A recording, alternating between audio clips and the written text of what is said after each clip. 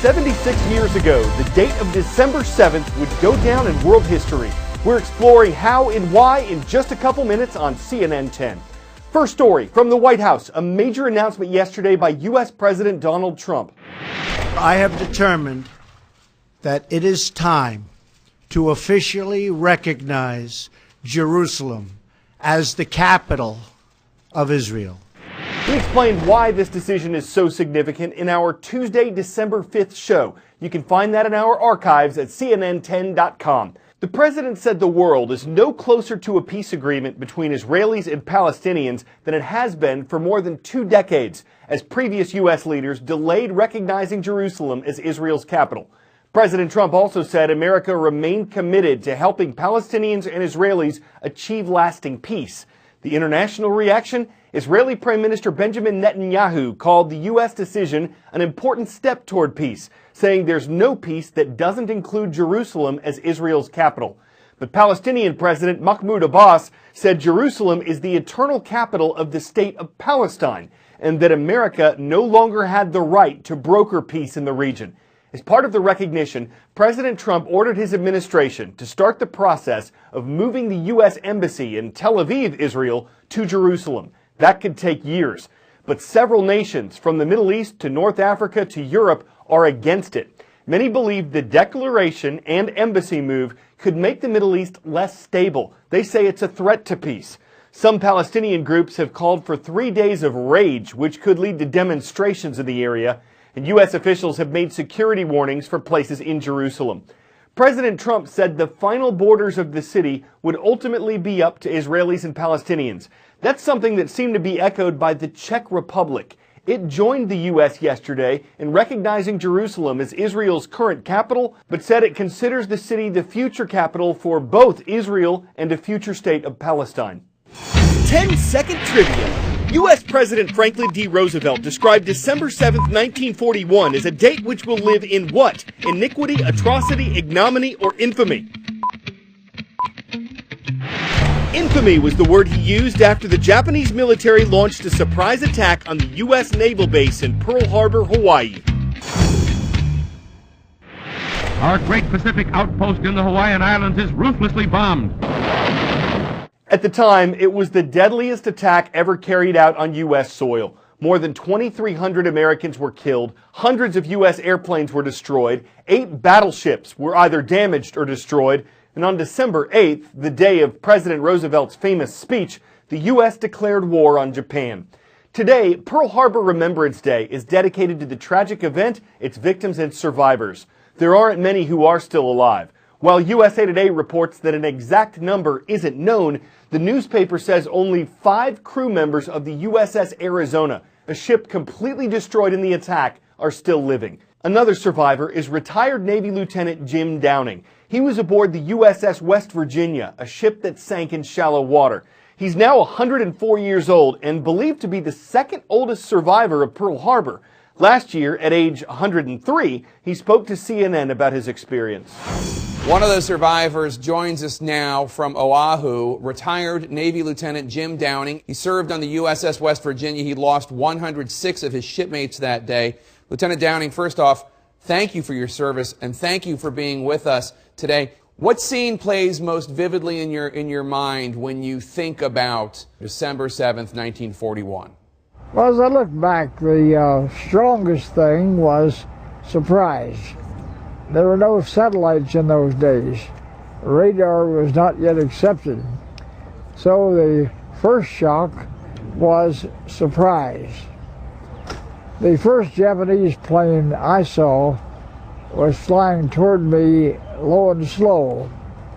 And the pilot banked, the machine gunner cut loose, and the bullets went over my head and dug a trench behind me. So surprise turned into fear. And then my fear turned into anger. Anger that the world had let Japan build up a big war machine. And also angry at our own political and military leaders for letting us get caught like that. So those were the reactions. They were triggered by the fact that I looked just a few hundred yards from here At my battleship had been my home for 10 years. It took 9 torpedoes and began to take on water and to sink, and was on fire above the waterline. So I was really grieved to see my home of 10 years sinking and on fire. There are not a lot of people left who can share memories like the ones you're sharing with us today. What's it like being back in Hawaii with your fellow veterans on this anniversary? Well, I think the picture in our minds is really not the greatness of this island. It's frozen in our minds, the destruction that took place that morning. So it's good to meet old friends and talk to them, but somehow that image of the attack is frozen in our minds, and that kind of overrules everything else.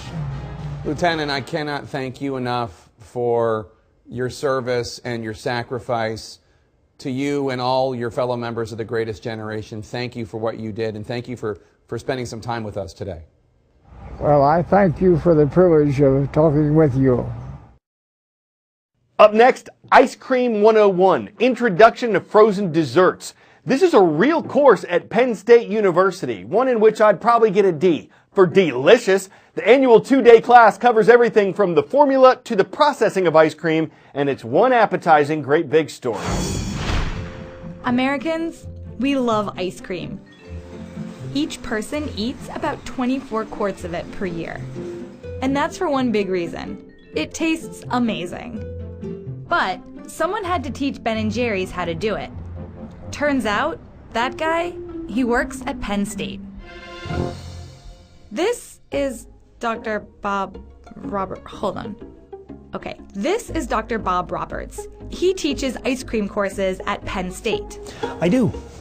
I have 2 courses, Ice Cream Short Course and Ice Cream 101.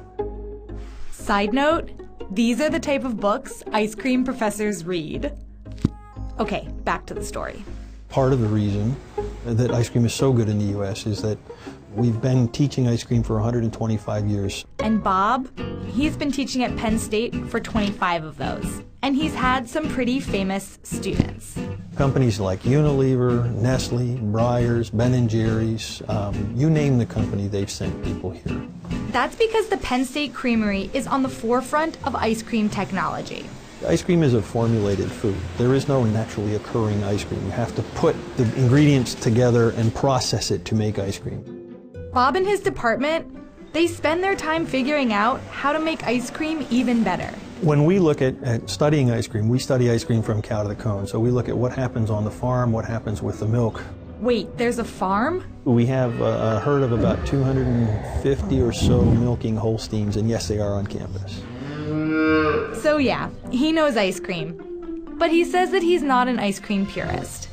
I'm not sure what an ice cream purist is, but I wouldn't eat frozen yogurt if I had the opportunity to eat ice cream. Yeah, well, that does make sense considering he is the authority on ice cream. Bob, what's your favorite flavor? Dulce de leche. Ooh, yeah.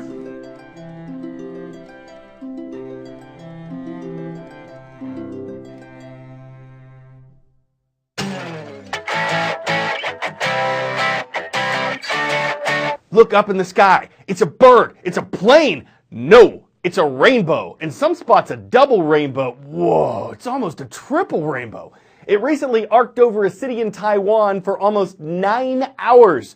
And regardless of whether that makes your heart leap up, Mr. Wordsworth, it may just be a new Guinness World Record if it's approved. The current record holder for longest lasting rainbow only stuck around for 6 hours. The ray of light was just right, the optics were excellent, and the pictures have gotten great exposure all arc around the world. It's great that so many people were able to f-stop what they were doing, take time to focus, and ISO-late the subject to capture it Roy G before it was all gone.